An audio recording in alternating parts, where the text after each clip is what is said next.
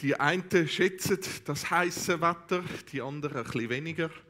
Die einen sind gerade am Leiden, weil es eben so heiß ist. Andere feiern es richtig. Und natürlich kann man da so wunderbar im Pfäffikersee und Greifensee gehen. Im Sommer, da ist eine Frucht etwas Schönes. Ein Äpfel, eine Frucht, etwas, das erfrischt, drin zu beißen. Etwas, das einfach mitten in deinem Alltag ein bisschen Erfrischung schenkt. Neben natürlich Wasser und allem, was wir auch noch trinken. Früchte sind etwas Cooles. Gerade im Sommer schätze ich das ehrlich gesagt mega. Einfach können reinbeissen und den Saft richtig können geniessen. Was hat das mit unserem Leben zu tun, fragst du dich jetzt vielleicht? Ich bin über eine Bibelpassage gestolpert ab Pfingsten, wo die Frucht drinnen vorkommt. Und ich lese euch die gerade vor. 2. Petrus 1, 3-8. Da seine göttliche Kraft uns alles zum Leben und zur Gottesfurcht geschenkt hat, durch die Erkenntnis dessen, der uns berufen hat, durch seine eigene Herrlichkeit und Tugend, durch die er uns die kostbaren und größten Verheißungen geschenkt hat, damit ihr durch sie Teilhaber der göttlichen Natur werdet, die ihr dem Verderben, das durch die Begierde in der Welt ist, entflohen seid. Eben deshalb wendet aber auch allen Fleiß auf und reicht in eurem Glauben die Tugend dar, in der Tugend aber die Erkenntnis, in der Erkenntnis aber die Enthaltsamkeit, in der Enthaltsamkeit aber das Ausharren, in dem Ausharren aber die Gottesfurcht, in der Gottesfurcht aber die Bruderliebe, in der Bruderliebe aber die Liebe. Denn wenn diese Dinge bei euch vorhanden sind und zunehmen, lassen sie euch im Hinblick auf die Erkenntnis unseres Herrn Jesus Christus nicht träge und nicht fruchtlos sein. Wir werden den Bibeltext heute ein bisschen miteinander anschauen. Wir werden da Stück für Stück durchgehen und miteinander anschauen, was hat es denn in diesem Text drin, wo wir für unser Leben brauchen können, damit wir eben erfrischt dürfen in diesen Sommerferien oder in dieser Sommerzeit sein. Und es wird immer wieder mal so einen Moment geben, wo du dir ein paar Gedanken dazu kannst machen, weil ich glaube, dass der Bibeltext ganz speziell uns herausfordert, um einfach Fragen an unser Leben zu stellen. Unser Leben zu reflektieren und mal zu überlegen, innezuhalten, wie sieht das eigentlich in meinem Leben aus? Und das hat mich begeistert an diesem Text, weil er eine Vielfalt von so Goldnuggets drin hat, die wir unbedingt entdecken müssen. Wir fangen an mit dem ersten Teil und für das ist es ganz wichtig, auch zu wissen, wo steckt der Schreiber eigentlich drin, in was für einer Situation steckt der Schreiber. Der Petrus, der den Brief geschrieben hat, der war kurz davor, im Knast ist er gehockt, kurz davor, gekreuzigt zu werden. Ein Leben Vollgas für Jesus, ein Leben Vollgas eigentlich in dieser Apostelgeschichte, dass sich das Christentum verbreiten kann. Und dann hockt er in diesem Gefängnis und schaut vielleicht auch ein bisschen zurück auf sein Leben. Schaut zurück auf was funktioniert hat, was nicht. Ein Petrus, wo wir ganz genau wissen, oder? Petrus, der manchmal lauthals rausposaunt hat, was er alles gut macht und überhaupt wie glaubensvoll das er ist. Und wie dann das eben amigs nicht ganz so gepasst hat und wie er plötzlich unsicher geworden ist im Glauben. Eben genau nicht so das Vorbild im Glauben war und der Lügner, der Verlügner von Jesus war plötzlich. Er hat ganz bestimmt Hochs und Tiefs vom Leben durchgelebt. Also wenn du jemanden brauchst, um ein bisschen nacheifern und irgendwie zu merken, dass in deinem Leben vielleicht auch nicht immer alles so geschliffen funktioniert. Beim Petrus war es so. Er war einer, der plötzlich gezweifelt hat an dem Ganzen, Unsicherheiten auftaucht sind. Das alles war der Petrus. Das hat zu seinem Leben gehört und darum glaube ich, ist es auch so mitten aus seinem Herz heraus endlich der Brief entstanden, den er uns da mitteilen will. Und zuallererst fängt er dann an, in einer Perspektive, die mir sehr gut gefällt. Ich nehme es mal da noch ein bisschen hinterher, vielleicht tut es dann ein bisschen weniger. Gut. Da seine göttliche Kraft uns alles zum Leben und zur Gottesfurcht geschenkt hat, durch die Erkenntnis dessen, der uns berufen hat, durch seine eigene Herrlichkeit und Tugend. Und ich lese es noch vor in der Hoffnung für alle. Jesus Christus hat uns in seiner göttlichen Macht alles geschenkt, was wir brauchen, um so zu leben, wie es ihm gefällt. Denn wir haben ihn kennengelernt. Er hat uns durch seine Kraft und Herrlichkeit zu einem neuen Leben berufen. Ich switche ein bisschen von den Übersetzungen, weil die eine oder andere Übersetzung bringt andere Nuancen zum Zug, die uns helfen, den Text besser zu verstehen. Was der Text uns sagt, in der Elberfelder Bibel steht es so schön, die göttliche Kraft, die göttliche Power. Und nachher in der Hoffnung für alle, es ist uns alles geschenkt. Also mit dieser göttlichen Kraft ist uns alles in unser Leben drin gegeben.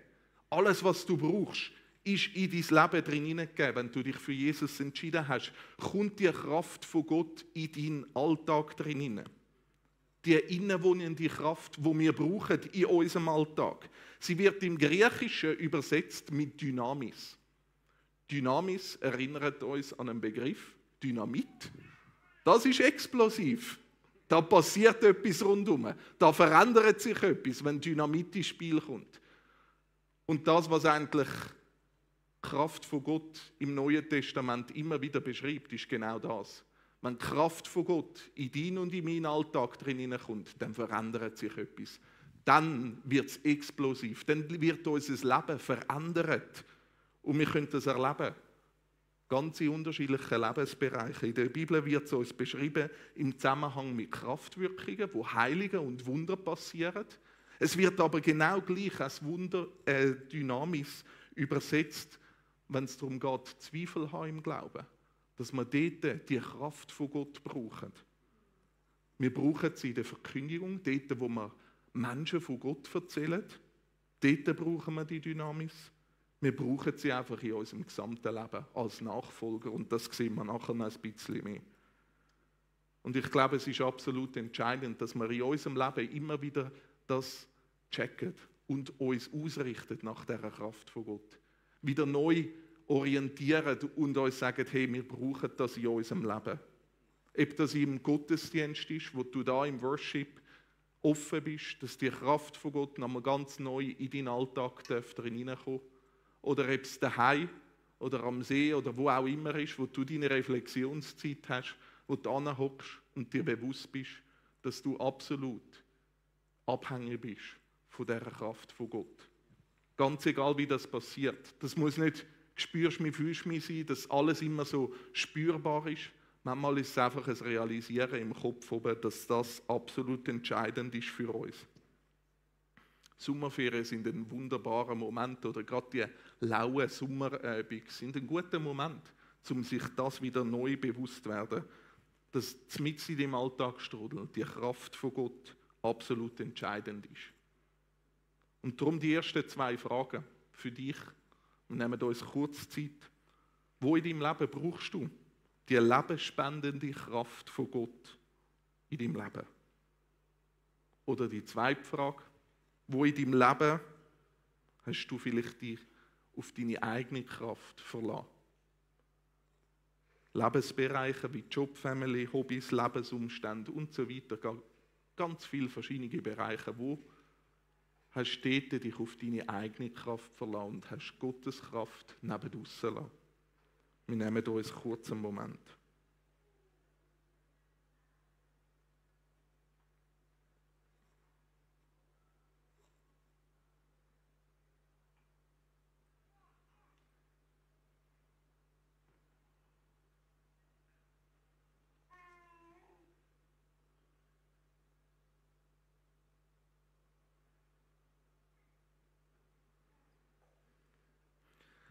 Der Petrus macht weiter und schrieb dann, durch die er uns die kostbaren und größten Verheißungen geschenkt hat, damit durch sie Teilhaber der göttlichen Natur werdet. Mit dieser Kraft ausgerüstet, zmitzt drinnen gesetzt in die göttliche Family, Teilhaber von dem Reich von Gott, kann man auch sagen, sind wir gesegnet. Mit ganz vielen Versprechungen und Verheißungen. Das ist ein riesiges Privileg, dürfen ein Teil von dieser neuen Family sein. von einer neuen Kultur sein, Kind von Gott dürfen sein und zu wissen, dass der Vater im Himmel mega viele Versprechungen in dies und in mein Leben hineingelegt hat. Und in meinem Leben zumindest bin ich manchmal tendiert dazu, um die Versprechungen zu sehen, die noch nicht aufgegangen sind in meinem Leben. Um das zu sehen, was ich noch nicht kann. Anstatt das eigentlich zu sehen, wo an Versprechungen schon jetzt da greifbar geworden sind. Wo jetzt mein Alltag bereits schon ausmacht. Wo alles verändert in meinem Alltag. Ein kleines Beispiel, ich denke, das wollte ich mit euch teilen. Das Evangelium verändert jetzt. Meine Kindschaft als Kind von Gott verändert alles. Wenn ich die Kraft von dem Evangelium mitten in meinem Leben anwenden tue, dass ich nicht als Kind muss leisten muss, um irgendwie dem Gott zu gefallen, dem Vater im Himmel zu gefallen, dann verändert das alles in meinem Leben. Dann kann ich frei werden von einem Leistungsdruck. Nicht nur gegenüber Gott, sondern auch gegenüber Menschen in meinem Umfeld. Gegenüber einem Arbeitsdruck. Weil ich zutiefst in dieser Kindschaft von Gott drin lebe. Weil ich Teilhaber bin von einem Gott, der mich liebt. Ganz egal, ob ich gerade leistungsfähig bin von dieser Gesellschaft gewesen, oder ob ich es vielleicht im Moment gar nicht so bin. Wo bist du, der dieser Teilhabe als Kind von Gott noch bewusst? Kannst du diese Spannung auch gesund aushalten? Oder bist du im Leistungsglauben vielleicht manchmal mit drin? Wir nehmen uns auch da kurz Zeit.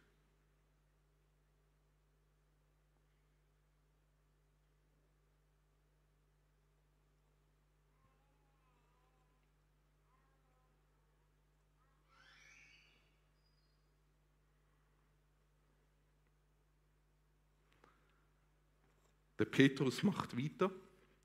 Und spannender ist, jetzt kommt ein Wort zum Tragen, Fleiss. Ich weiß nicht, ob ihr das Wort auch mit Zeugnisnoten verbindet. Ich habe Fleiss als Zeugnisnoten erkannt. Ich weiß ehrlich gesagt auch nicht mehr, ob man das noch hat in der heutigen Zeit. Aber ich weiß noch, dass da eine so eine Note gegeben hat, das hat Fleiss geheißen. Und das ist einfach entweder gut oder sehr gut können sein.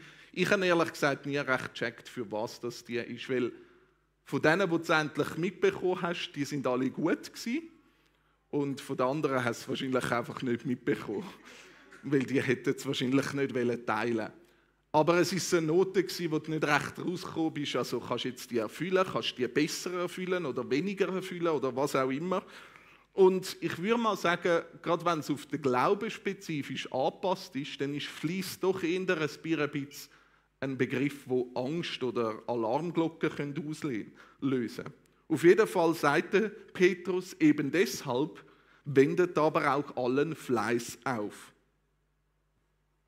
Geht es jetzt da gleich wieder um Leistung oder um was geht es da?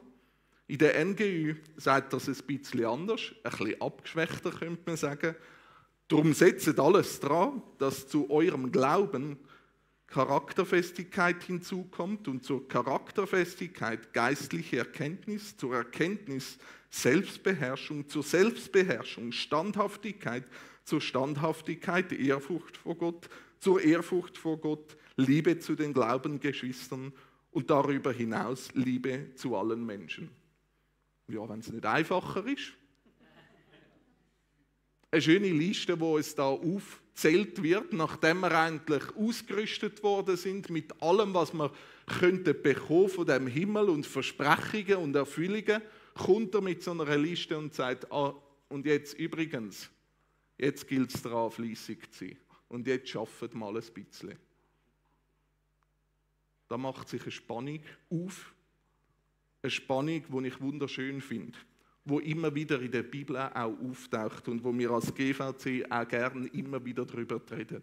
Eine Spannung, die irgendwie schwierig ist, zu sagen, ja, was ist es jetzt? Ist es jetzt eben fleissig gewesen oder ist alles geschenkt bekommen? Irgendwie ist es beides.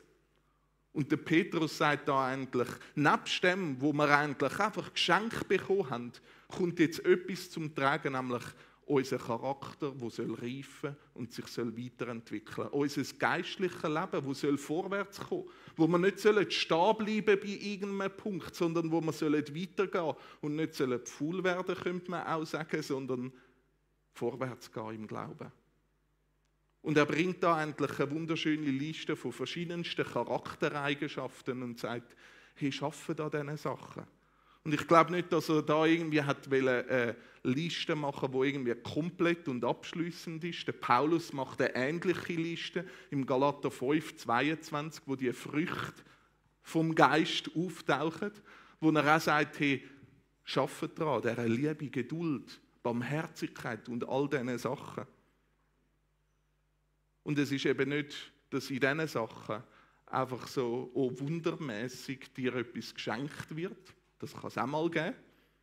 Aber häufig ist es ein lebenslanger Prozess, wo man aber gleich die Kraft von Gott unbedingt braucht.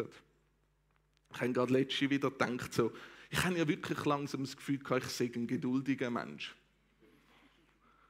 Und ich weiss, viele Eltern werden jetzt lachen, aber ich bin Vater geworden vor 5 Monaten. Und seit ich die Tochter habe, merke ich bin gleich noch nicht so geduldig. Es triggert dich wieder an einem Punkt, wo du plötzlich wieder neu herausgefordert bist. Und das ist völlig gut, völlig normal.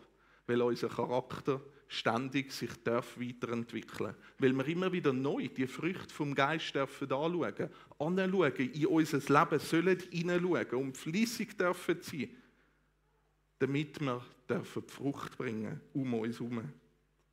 Das soll nicht zu einer Disziplinsache werden, wo wir einfach nur noch machen, sondern mitten in dieser Verbundenheit mit diesen Versen, die wir vorher gehört haben, in dieser Verbundenheit mit Jesus Christus, aus dieser Kraft heraus, kann ein Veränderungsprozess gesund passieren. Ohne Gott zu gefallen wegen dem, sondern angetrieben von dieser Kraft von Gott, weil er, der Heilige Geist, anfängt, Veränderung in meinem Leben zu bewirken. In der Nähe vom Vater. Nicht aus mir selber raus. Wo bist du träge geworden in der Nachfolge? Weil das Leben um dich herum zu viel kostet, zu viel zu bieten hat vielleicht, zu viel abverlangt von dir. Und du bist träge geworden, wie es der Petrus da innen sagt. Oder wo reift dein Charakter vielleicht nicht gesund? Oder gibt es blinde Flecken in deinem Leben? Blinde, bekannte Flecken, wo du vielleicht weißt, dass du mal hinschauen müsstest. Auch für das nehmen wir uns kurz Zeit.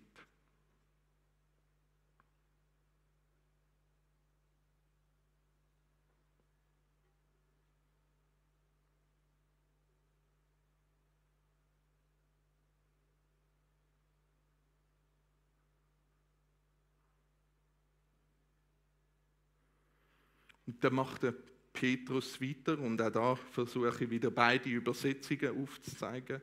Denn wenn das alles bei euch vorhanden ist und ständig zunimmt, wird euer Glaube nicht untätig und nicht unfruchtbar bleiben und ihr werdet Jesus Christus, unseren Herrn, immer besser kennenlernen.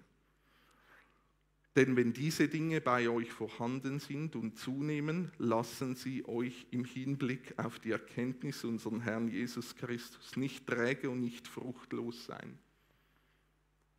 Ich finde die Nuance, die eigentlich die Elbenfelder Bibel da drin hineinbringt, ist eben auch wichtig. Es ist nicht einfach ein abgeschlossener Prozess und dann bringst du Frucht in deinem Leben, sondern wenn du da drin unterwegs bist, dort, wo du als Reisender auf dem Abenteuer vom Glauben unterwegs bist. Dort, wo du mitten in deinem Glaubensleben unterwegs bist, musst du nicht eine Liste erfüllen und dann kannst du Frucht bringen, sondern dort, wo eigentlich die Leute um dich herum dürfen ein Stück von dieser Frucht entdecken. Dort wirst du ansteckend werden. Dort können Menschen von dir profitieren, weil du in deinem Charakter gegriffen bist, weil du mit dieser Kraft ausgerüstet bist. Und ich finde das ehrlich gesagt etwas vom Schönsten auch in meinem persönlichen Leben. Und das erfrischt und stärkt auch mein Leben immer wieder, wenn ich sehe, wie andere Menschen von dieser Frucht von Nächstenliebe oder Geduld oder was auch immer oder Sachen, die ich gelernt habe in meinem Leben, können profitieren. Wenn du zurückschauen und irgendwie sagen, hey, es ist Frucht daraus entstanden. Andere Menschen können von meinem Leben profitieren. Das ist das Begeisterndste für mein Leben.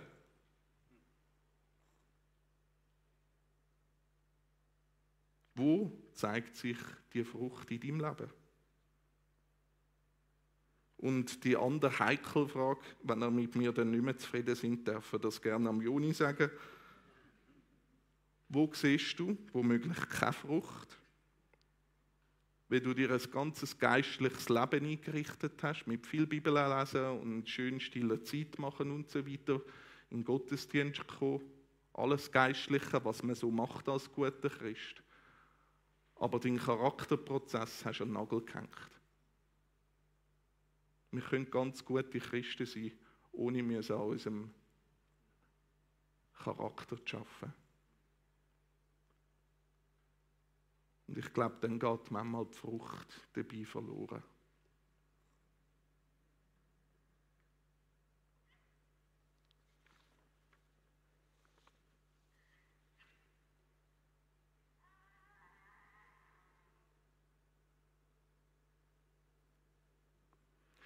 Der Heilige Geist will uns ausrüsten, Kraft schenken für unseren Alltag.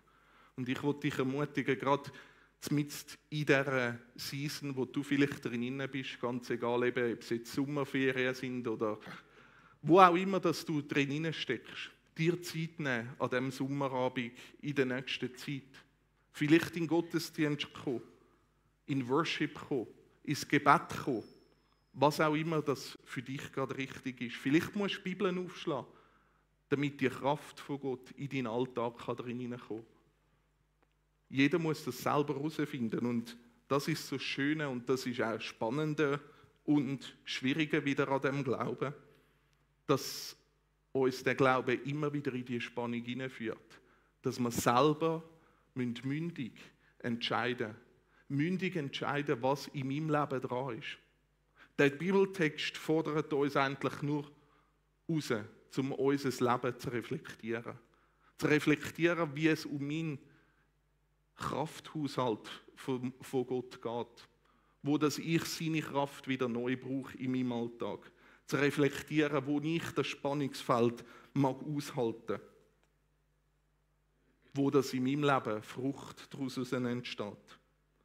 Und ich weiss, ich bin auch mal am Schreibtisch und denke so, ich sehe gar nichts von dieser Frucht, ich wünsche mir noch viel mehr. Und gleichzeitig glaube ich, wenn du mal anhockst in dein Leben, dann wirst du immer wieder an einzelnen Momenten sehen, wo Frucht in deinem Leben, im Umfeld von deinen Mitmenschen Frucht daraus entstehen können. Wo Menschen rundherum zum Blühen kommen, wo Menschen dürfen profitieren von dir. Oder wo dein persönliches Leben zum Blühen kommt, wenn du dieser Kraft von Gott nochmal neu begegnet bist. Wenn du dieser Teilhabe nochmal neu begegnet bist und dir bewusst wirst, dass du ein Kind von Gott bist und sich dadurch alles verändert. Nicht erst in Zukunft, sondern jetzt. Ich habe die Fragen nochmal zum Schluss da aufgelistet.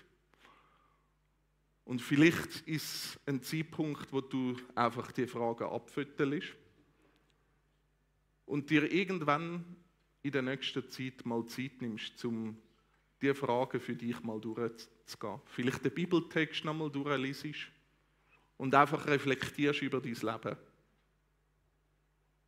Wir sind mündige Christen und das Schöne ist, es braucht niemand, der auf mein Leben draufdrückt, um zu sagen, du solltest übrigens noch ein bisschen an der Geduld arbeiten.